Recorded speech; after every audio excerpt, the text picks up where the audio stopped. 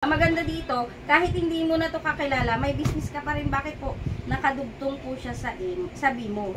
Dahil po lahat ng sumasali dito, meron ka pong sayo lang business associate number. Ikaw lang po ang nagmamay-ari nun. Kaya matatrack ng opisina, matatrack ng system kung tao mo ba siya o hindi. Or nakadugtong siya sa'yo o hindi.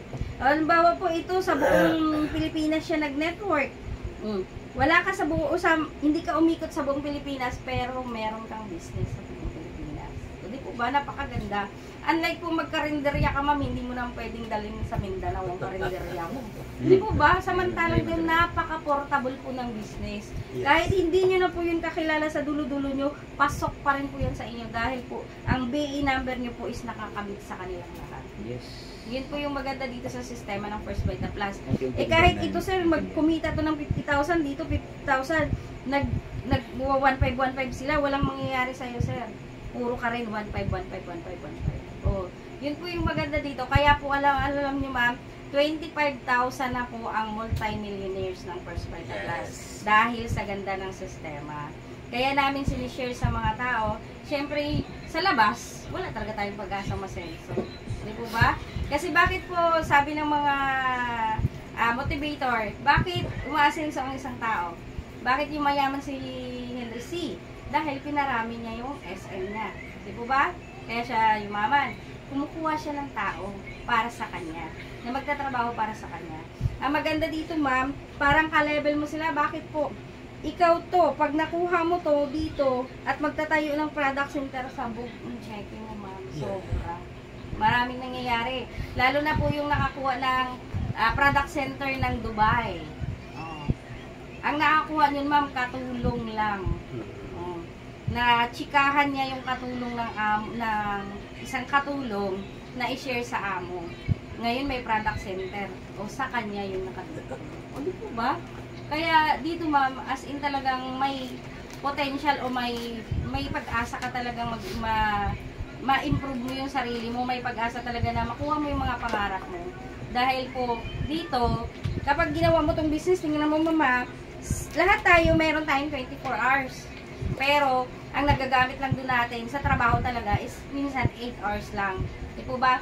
Yung 16 hours nasasayang. 8 hours ma'am, kahit anong tumbling mo, dagdagan pa natin 12 hours.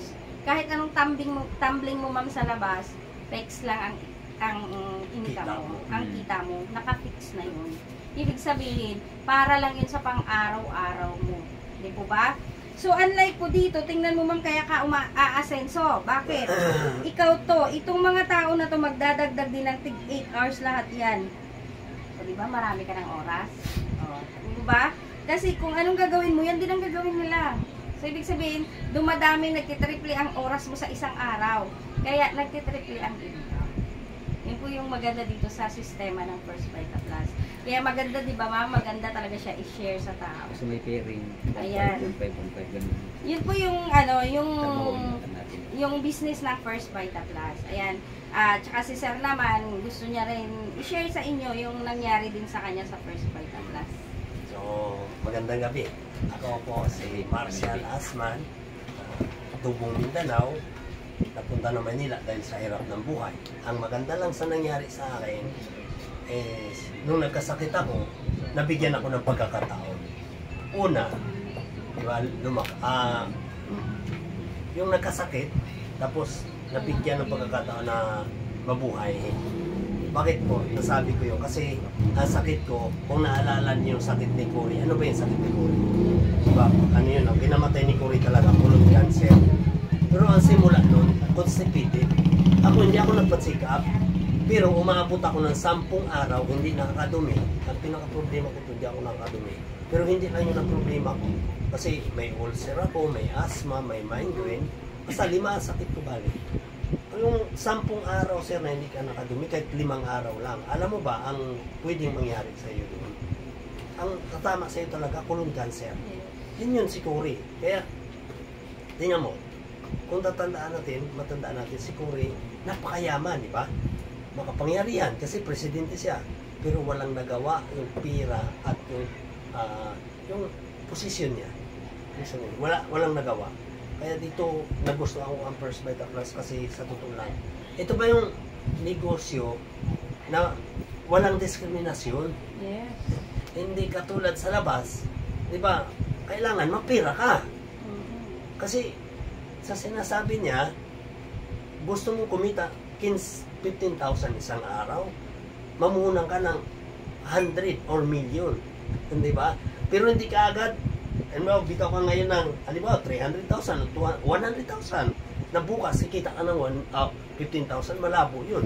Kasi siyempre, nagkaano ka pa lang, nagpo-promote. Di ka tulad dito, pag nakapagpasali ka yung, ang pinakagusto ko talaga dito is, walang diskriminasyon. Tingnan mo lang yung pakita ko sa inyo itong una ko, hindi pa ako nito, hindi pa ako taga Vita Plus.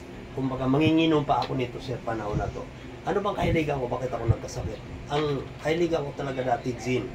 Lalo pag ganito, malamig, malilim, ay, napakasarap. Gin con yelo, con calamansi.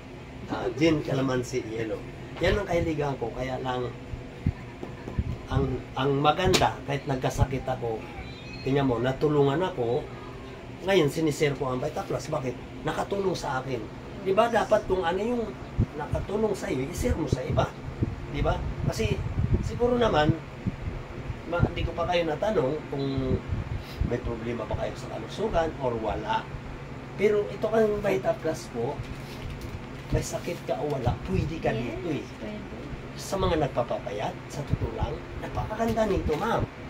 Kasi nandito na lahat eh. Alam mo, ang kakulangan ng kalimitan sa mga Pilipino ngayon, ang kakulangan sustansya. Bakit? Ang pagkain natin napakasarap. Ayon sa pinapaliwanag niya, di ba? Pero nandoon lahat yung mga preservatives. So, kung hanapin mo yung sustansya, katulad sa atin dati, sir, na meron tayong, di ba, ang kinakain natin more on sa panahon namin, talagang masustansya. Kasi more on gulay. Eh ngayon, lalo na dito, sa lugar natin. Eh dito Cavite, okay pa. Pero hindi na rin masasabi kasi sa dami ng sasakyan. Lalo sa Maynila. Kaya yung magkasakit, hindi ka makaiwas. Yun ang masakit doon sa katotohanan. Hindi ka makaiwas.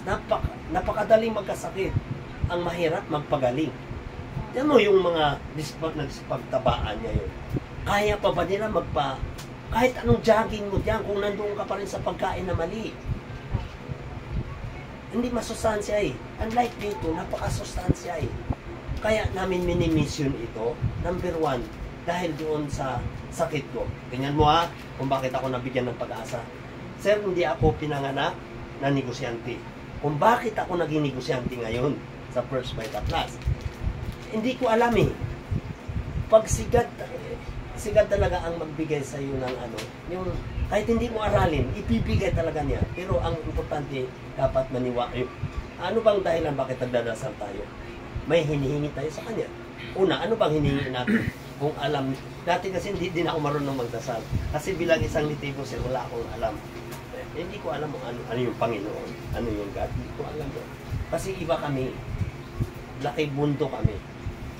Kung naalala niyo, kwento ni si Tae ba? Ni Registas. Parang ganun kami, yung mga pelikula niya. So, laki bundo kami, wala kami, pag nakakita kami ng mga, yung kapwa-tao, kung hindi namin kauri, nagtakbuhan kami, para kami mga ibon ba, natatakot. Kaso na kami, na ano din kami sa, na civilize, kaya unti-unti, ay maganda pala sila kaibigan. Yung naging kaibigan namin ng mga Bisaya. Una, mga Bisaya kasi yung taga Dumaguete, pupunta doon, Cebu, mga taga Bohol na pupunta sa amin. Kaya, unti-unti, para ba kami nakakapagkaibigan, natuto na rin makipagkaibigan. Kaya mula hanggang ngayon, yung mga ninunod namin, talagang wala yun. Yung light nila kasi, hindi sila marunong kasi takot sila sa mga tao. So yun yung kinaganda sa amin na hindi ako dating negosyante. Tingnan mo ako, ma'am, dito sa kung ang bakit nagawa ko ang negosyo, nagsimula ako mag-isa lang naman. Hindi ako kasi sa totoo lang, dati hindi kami magkakilala. paano kami nakikilala sa kanya? Nakilala siya? Dahil lang din doon sa leader namin sa Taguig. Tingnan mo, nagsimula ako mag-isa. Pero ang tao ko ngayon, ito na. Dahil sa sistema ng First Vita Plus, Ang dami ng tao yan. i-share mo lang, i-share mo lang. Ano sinishare ko? Yung buhay ko, kung ano ako dati, na may sakit. Kinukwento ko lang, kasi maraming may dala nun. Tingnan mo, ang natulungan ko dito, number 1, yung stage 2 cancer, na ngayon, nasa Tricia, Gen Tricia, nakatira, may sariling bahay, napakalaking bahay. Cancer sa dugo. Cancer sa dugo, leukemia. Kung ano, wala na siyang pag-asa din, kasi doon sa PGH, nakapilas sila lagi sa ano ba, kasi yung, ano ba yung tawag doon na sa paggamutan. Kasi kailangan ipila ka doon para makabili ka ng gamot. Eh sa dami ng gamot niya, humihina siya sa dami niyang iniinom. So, kung bigyan natin ng pag-asa, pag sa doktor, masasabi ko, ako kung sa doktor ako masa, wala na ako ngayon sa mundo. Bakit ko nasabi yun? Si Cory nga, mayaman, makapangyarihan. Eh wala nga nagawa yung pira niya. Kaya sabi ko, ang gamot, sinong nagawa? Di ba? Tao. Eh ito, kaninong bigay ito? Di ba ang Panginoon? Yung 5 gulay na yun, bigay ng Panginoon sa tutulak. Hindi lang natin alam. Walang nakakaalam. Kaya, sa totoo, maraming namahalan ng First Vita Plus, hindi nila naintindihan eh. Kasi kung naintindihan mo, katulad na lang sa akin, wala na akong pag-asa mabuhay, pero bakit ako buhay ngayon? Nagkukwento, nagsisir. Kasi nagpagamit lang, dito sa mundo gagamitan lang eh, gamitan lang talaga. Nasa iyo yun, magpagamit ka sa masama, or magpagamit ka sa mabuti. Kasi alam natin, pag sa masama, siyempre, ang demonyo ang nagtulak sa iyo. Pero kung sa mabuti ka, nasa Panginoon yun. Amen? Yun yung magandang kwento doon, ma'am. Alam mo, ang naikwento ko is yung makatulong sa kapwa. Yun ang the best. Yung napakasarap lang magkwento na sabi ko nga, yung makatulong ka sa kapwa mo, makapagbigay na ka. Na makapagbigay ka ng inspirasyon. Ganito lang ako talaga magsalita kasi, alam niyo naman, daking probinsya nga, napuntang Maynila. Pero matagal-tagal na rin ako dito. Kaso nga lang, hindi talaga mangibabaw pa rin yung pagkanitibo ko. Kaya kung minsan, lalo na kung katulad, siyempre bago tayo sa paningin, di pa close, hindi talaga bumabalik sa dati ba, pero pinipilit ko, baguhin talaga yung attitude ko na, siyempre dapat makikasalamuha tayo. Lalo na kung ikaw may kwento sa buhay mo na katulad ko, na dating mahirap, dating walang-wala, paano nagkaroon na yun? May bahay ako sa Paranaque, may bahay ako dito sa Ciudad District ngayon.